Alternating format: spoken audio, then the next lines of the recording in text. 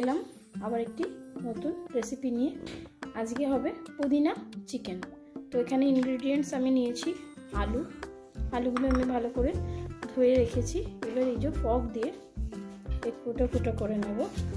নিয়েছি এখানে পেঁয়াজ কুচি, আদা রসুন এবং একটি কাঁচা লঙ্কার পেস্ট, আর এখানে আছে পুদিনা পাতা আর অল্প একটু ধনে পাতা, টমেটো পিউরি, চিকেন।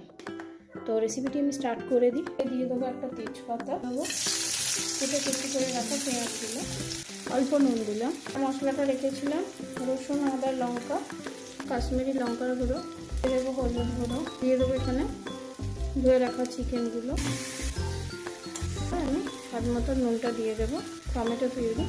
আমার চিকেনটা হয়ে গেছে। এই যে পুদিনা, তো বন্ধুরা আমার রেডি পুদিনা চিকেন।